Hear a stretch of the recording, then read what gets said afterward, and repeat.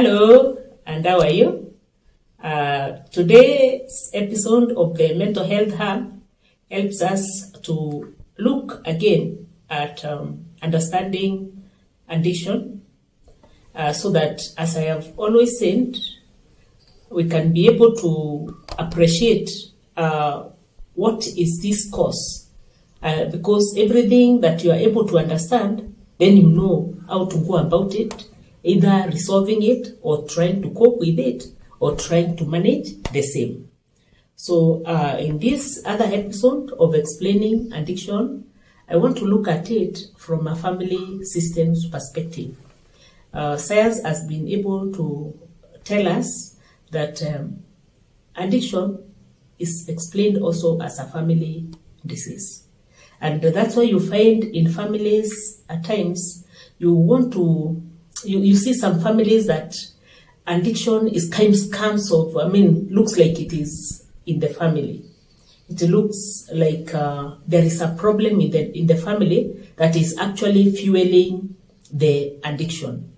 And when we understand that, then we can be able to really even intervene, knowing that everybody in that family, where there is somebody who has been identified as being addicted to one substance or another, requires help.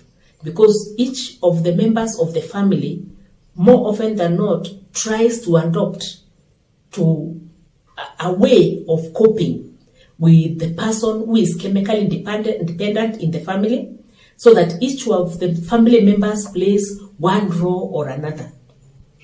As it were, every family wants to be stable or to have a state of homeostasis, where there is stability in the family, where every member of the family is playing the role that they are supposed to play in the family. A family as the person who is leading the family, a family as maybe a mother, and then there are children in the family. And each of these members of the family, as the system tells us, has a role to play. They are all individuals, but yet one unit. So they have a responsibility, roles each one of them is playing. Let's take in a family where the father is the person using substances, is the person who has been identified to be chemically dependent.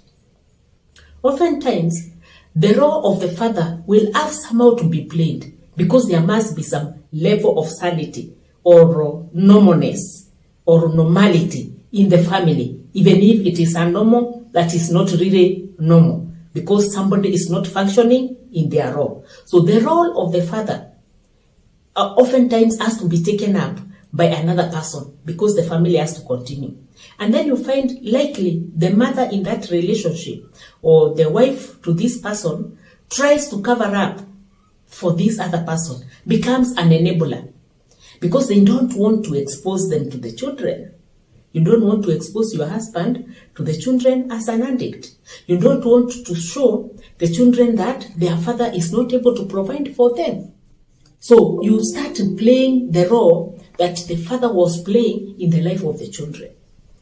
Let's say even at the workplace, this person maybe is unable to go to work because they are having some withdrawal symptoms, or they overdrank and they have overslept on the day they are supposed to go to work. You find this enabler even calling the office to say that, oh, today my husband is very sick.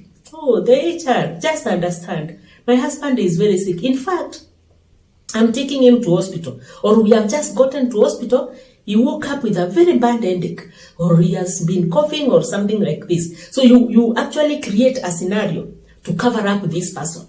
You are an enabler, equally sick, just like the person who is chemically dependent.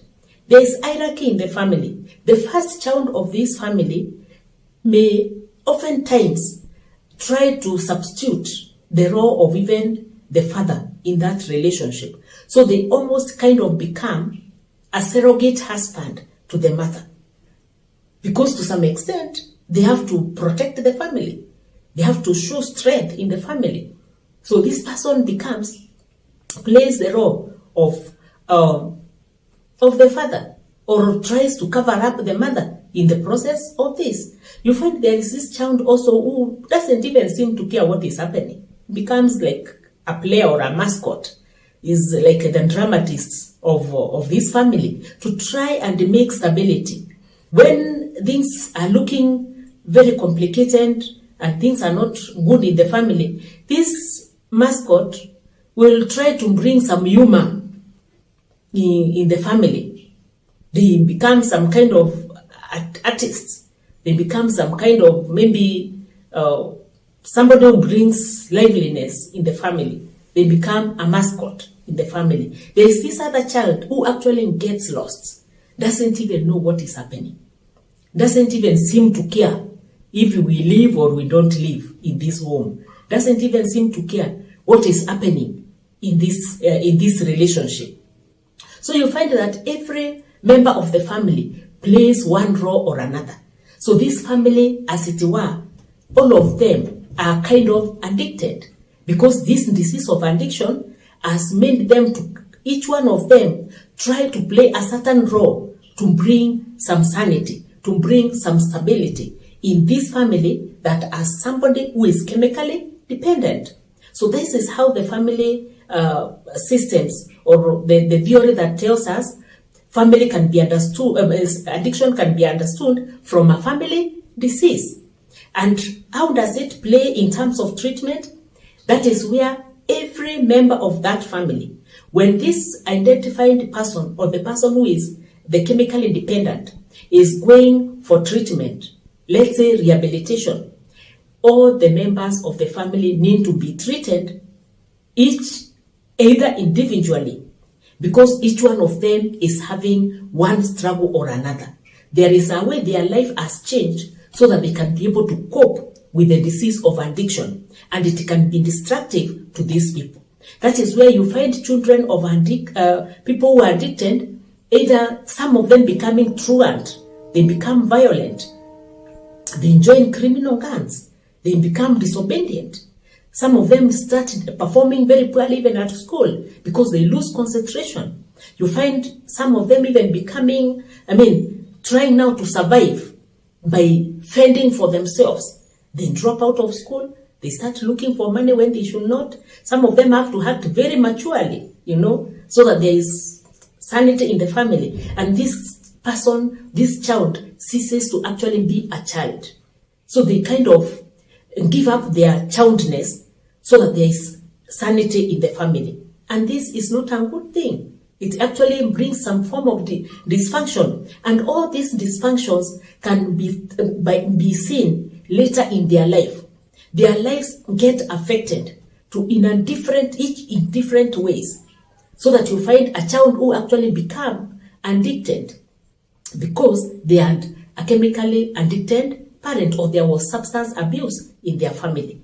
There is this other one who actually gets lost, doesn't know what is happening in their lives, and it is just as bad as that. So it is important to understand that addiction in the family or substance use in the family puts the entire family at risk of one adaptive behavior or another, and to some extent maladaptive behavior that needs to be addressed, so that then the addressing of substance abuse is not only about that family person who is the chemically dependent. It is for the entire family, so that each of them can be healed of the struggles they have struggled trying to cope, trying to manage, trying to make the family stay afloat.